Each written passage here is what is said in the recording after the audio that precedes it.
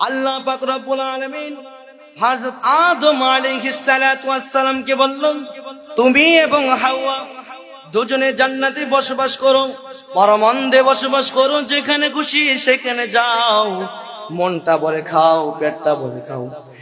বিজ্ঞান দেখেছেন আল্লাহ পাক রব্বুল আলামিন এক একটি মানুষের জিহ্বায় আল্লাহ পাক রব্বুল আলামিন 10,000 খাদ্যের টেস্টিং বাট ফিট করে দিয়েছে। সুবহানাল্লাহ। আল্লাহর সৃষ্টির প্রধান আকর্ষণ, বিশ্ব সভার সভাপতি, সকল নবী ও রাসূলগণের মাতার তাজ, শামসুল হিদায়াত, বদরুদ্দুজা, সাইয়্যিদুস সাকালাইন, ইমামুল মুরসালিন, আফতাবে নবুওয়াত, শাহানশাহে রিসালাত, সুলতানুল মদিনা, নবিউল আম্বিয়া, হুজুরে আকরাম, নূরে মুজাসসাম, নূরুন আলা নূর, সাইয়্যিদিনা হাবিবিনা শাফিঈনা মাওলানা মুহাম্মদ সাল্লাল্লাহু আলাইহি ওয়াসাল্লাম।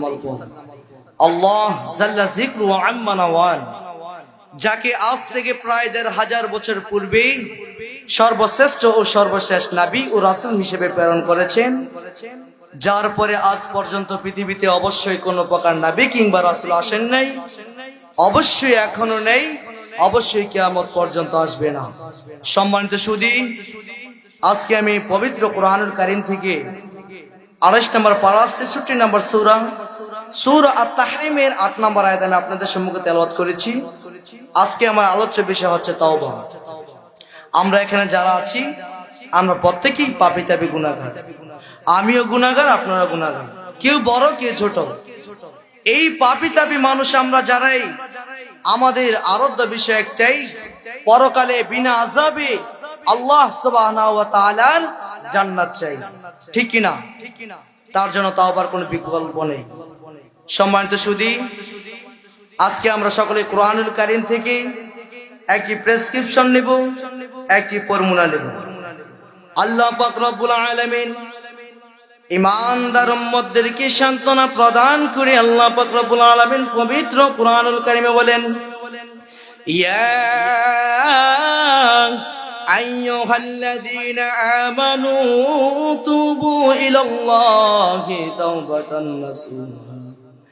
ইয়া আইয়ুহাল্লাযীনা আমানু, হে ঈমানদারগণ, তুবু ইলাল্লাহ, তোমরা আল্লাহর কাছে তওবা করো।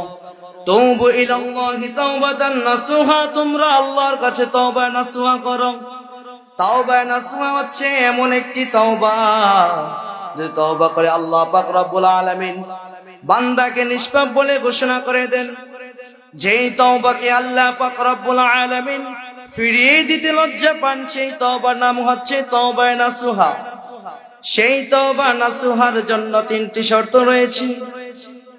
আল্লাহ পাক রব্বুল আলামিন সর্বপ্রথম মানুষ কোথায় সৃষ্টি করলেন? প্রশ্ন আসে কি আসে না? আল্লাহ পাক রব্বুল আলামিন সর্বপ্রথম মানুষ সৃষ্টি করলেন জান্নাতে। আমাদের বিশ্বাস মানুষের অস্তিত্ব জান্নাতে।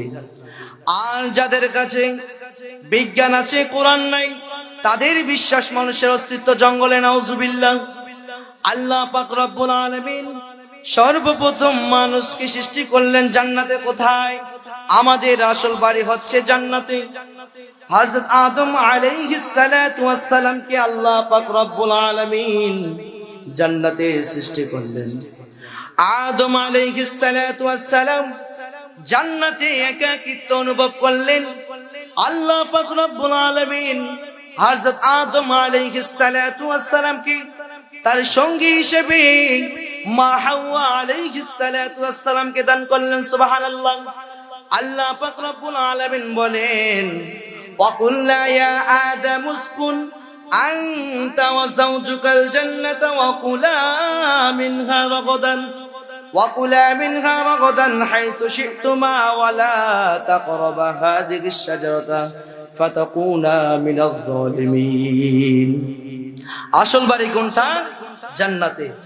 আল্লাহ পাক রব্বুল আলামিন হযরত আদম আলাইহিস সালাতু ওয়াস সালামকে বললেন, তুমি এবং হাওয়া দুজনে জান্নাতে বসবাস করো, পরমানন্দে বসবাস করো, যেখানে খুশি সেখানে যাও, মনটা ভরে খাও, পেটটা ভরে খাও।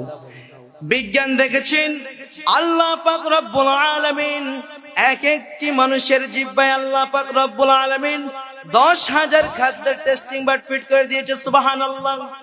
তার মানে 10,000 খাদ্য স্বাদ রিসিভ করার মতো আল্লাহ পাক রব্বুল আলামিন মানুষের জিহ্বায় ক্ষমতা দিয়েছে, সুবহানাল্লাহ। তা তো দুনিয়ার জন্য নয়, সেটা কি জান্নাতের জন্য। আল্লাহ পাক রব্বুল আলামিন বললেন, তোমরা জান্নাতে বসবাস করো, যেখানে খুশি সেখানে যাও, তবে একটি কথা মনে রেখো, এই গন্ধম ফল তোমরা খেও না। তারপরে ঘটনা আমরা জানি, শয়তানের ওয়াসওয়াসায় পড়ে তারা গন্ধম খেলো। আল্লাহ পাক রব্বুল আলামিন হযরত আদম আলাইহিস সালাতু ওয়াস সালাম কি এবং মা হাওয়া আলাইহিস সালাতু ওয়াস সালাম তাদের পোশাক কেড়ে নিল, জান্নাত থেকে তাদের পোশাক কেড়ে নিল, জান্নাত থেকে তাদেরকে বহিষ্কার করে দিল। আল্লাহ পাক বলেন, فأزلهم الشيطان عنها فأخرجهما مما كان فيه وقلنا اهبطوا بعضكم لبعض عدو ولكم في الأرض مستقر ومتاع إلى حين। আসল বাড়ি কোনটা? জান্নাতে। আল্লাহ পাক রব্বুল আলামিন হযরত আদম আলাইহিস সালাতু ওয়াস সালামকে বলল, যাও জান্নাত থেকে বহিষ্কার হয়ে যাও। তাফসীরের কিতাবে এসেছে হযরত আদম আলাইহিস সালাতু ওয়াস সালামকে নামানো হলো শ্রীলঙ্কায়, আর মা হাওয়া আলাইহিস সালাতু ওয়াস সালামকে নামানো হলো আরবের জেদ্দায়। আজ ইবলিসকে নামানো হলো হিন্দুস্তানে। কোথায় নামানো হলো? হিন্দুস্তানে। এখন মনে প্রশ্ন আসে কি আসে না, যে আদম আলাইহিস সালাতু ওয়াস সালাম পৃথিবীতে কখন আসলেন? আমরা যখন ফজরের নামাজ পড়ি সুবহে সাদিক, তখন আদম আলাইহিস সালাতু ওয়াস সালাম দুনিয়াতে আসলেন। ফজর নামাজ আমরা যখন পড়ি, বেশি অন্ধকারও থাকে না, আলো বেশি থাকে না, আলোর আধারে মাঝামাঝি সুন্দর একটি দৃশ্য থাকে। জান্নাতে সব সময় ওই রকম দৃশ্য থাকবে। আদম আলাইহিস সালাতু ওয়াস সালাম যখন দুনিয়াতে আসলেন, আদম বললেন, নূরের জান্নাত মাটির পৃথিবীতে কিছুই নেই, সময়ের এতটুকু সাদৃশ্য শুকরিয়া আদায় করার জন্য আদম আলাইহিস সালাতু ওয়াস সালাম 2 রাকাত নামাজ পড়লেন। আল্লাহ পাক রব্বুল আলামিন এই 2 রাকাত নামাজকে ফজরের 2 রাকাত ফরজ নামাজ বানিয়ে দিলেন, সুবহানাল্লাহ। এই যে আমরা ফজরের 2 রাকাত ফরজ নামাজ পড়ি, যখন আদম আলাইহিস সালাতু ওয়াস সালাম দুনিয়াতে আসলেন, আল্লাহ পাকের শুকরিয়া আদায় করার জন্য 2 রাকাত নামাজ পড়লেন। আল্লাহ পাক রব্বুল আলামিন আদমের বংশের উপর এই 2 রাকাত নামাজকে ফজরের 2 রাকাত ফরজ নামাজ বানিয়ে দিয়েছে, সুবহানাল্লাহ। তারপরে তাওবা শুরু হয়ে গেল। তাফসীরের কিতাবে এসেছে হযরত আদম আলাইহিস সালাতু ওয়াস সালাম 360 বছর কাঁদলেন। আরেক বর্ণনায় আসলো 460 বছর কাঁদলেন, আরেক বর্ণনায় 600 বছর কাঁদলেন। শত শত বছর কাঁদতে কাঁদতে তার বুকটাকে ভাসিয়ে দিল, তারপরও তার তওবা কবুল হয় না। হঠাৎ করে মনে পড়ে গেল আমার দয়াল নবীর নূরের কথা, সুবহানাল্লাহ। আল্লাহ পাক রব্বুল আলামিন হযরত আদম আলাইহিস সালাতু ওয়াস সালামকে যখন জান্নাতে সৃষ্টি করলেন, আল্লাহ পাক রব্বুল আলামিন যখন বাবা আদম আলাইহিস সালাতু ওয়াস সালামকে জান্নাতে সৃষ্টি করলেন, আদম দুনিয়ার আসর থেকে মাগরিব যত সময় তত সময় আদম আলাইহিস সালাতু ওয়াস সালাম আল্লাহকে সিজদা করতেন, সুবহানাল্লাহ। আল্লাহ পাক রব্বুল আলামিন ডাক দিয়ে বলে, ইয়া আদম, তুমি তোমার মাথা উঠাও। আদম আলাইহিস সালাতু ওয়াস সালাম মাথা উঠিয়ে দিলেন। মাথা উঠিয়ে দেখলেন আল্লাহর আরশে নূরে মুহাম্মদ দেখা যায়, সুবহানাল্লাহ। তিনি আরো কি দেখলেন? হযরত আদম আলাইহিস সালাতু ওয়াস সালাম মাথা উঠিয়ে আরো কি দেখলেন? আদম আল্লাহকে প্রশ্ন করলেন, আল্লাহর নির্তিকার। আল্লাহ পাক রব্বুল আলামিন বলেন, নূরু নবিকি মিন যুররিয়াতিক ইসমুহু ফিস সামাই আহমদ ওয়া ফিল আরদি মুহাম্মদ। আল্লাহ পাক রব্বুল আলামিন বলেন, তিনি আমার নবী, আখির নবী, যিনি তোমার বংশে আসবে। আকাশে ফেরেশতারা যার জিকির করে আহমদ বলে, আকাশে যার জিকির করে আহমদ বলে, তিনি তোমার বংশে আসবে, মুহাম্মদুর রাসূলুল্লাহ সাল্লাল্লাহু আলাইহি সাল্লাম। আদম আলাইহিস সালাতু ওয়াস সালাম শত শত বছর তওবা করল। তওবা যখন কবুল হয় না, তখন আমার প্যারা নবী জনাবে মুহাম্মদ মুস্তাফা, আল্লাহর আখিরি নবী জনাবে মুহাম্মদ মুস্তাফা সাল্লাল্লাহু আলাইহি সাল্লামের ওসিলা ধরে এই দোয়াটি পড়লেন, বললেন আল্লাহুম্মা ইন্না নাতাওয়াসসালু ইলাইকা বিওয়াসিলাতি মুহাম্মদ সাল্লাল্লাহু আলাইহি ওয়াসাল্লাম। মালিক ও দয়াল আল্লাহ, শত শত বছর তওবা করলাম, তওবা তো কবুল হয় না। আজকে আপনার প্যারা নবী জনাবে মুহাম্মদ মুস্তাফা সাল্লাল্লাহু আলাইহি সাল্লামের ওসিলা ধরে তওবা করিতেছি, আপনি আমার তওবা কবুল করে নিন। আল্লাহ পাক রব্বুল আলামিন রাজি হয়ে গেলেন, খুশি হয়ে গেলেন। তৎক্ষণাৎ আল্লাহ পাক রব্বুল আলামিন আদমের অন্তরে কিছু শব্দ ঢেলে দিলেন। সেই কথাটি আল্লাহ পাক রব্বুল আলামিন পবিত্র কোরআনুল কারীমে বলেছেন, ফাকুল্লা আদামু মির রাব্বিহি কালিমাতুন ফাতাবা আলাইহি ইন্নাহু হুয়াত তাওয়াবুর রহিম।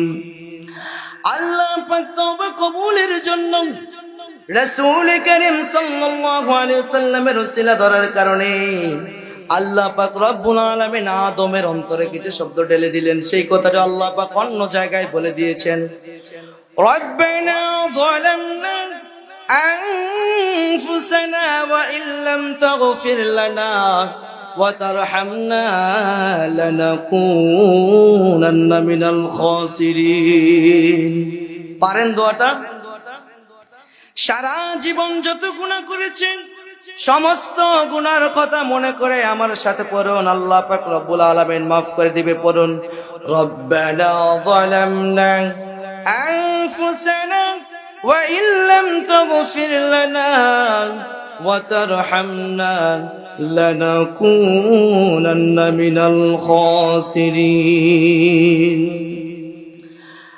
আদম ডেকে বললেন, হায় আমাদের রব, আমি আর হাওয়া দুজন নিজেদের প্রতি জুলুম করেছি, অন্যায় করেছি। আপনি আল্লাহ যদি মাফ না করেন তাহলে আমরা দুজন ক্ষতিগ্রস্তদের কাতারে শামিল হয়ে যাব। আদম কি বলল? আল্লাহ আপনি যদি আমাকে মাফ না করেন, আমি এবং হাওয়া আমরা দুজন ক্ষতিগ্রস্তদের কাতারে শামিল হয়ে যাব। আচ্ছা, নবী রাসূলগণের কোনো গুনাহ আছে? নাই, তারা হচ্ছে নিষ্পাপ।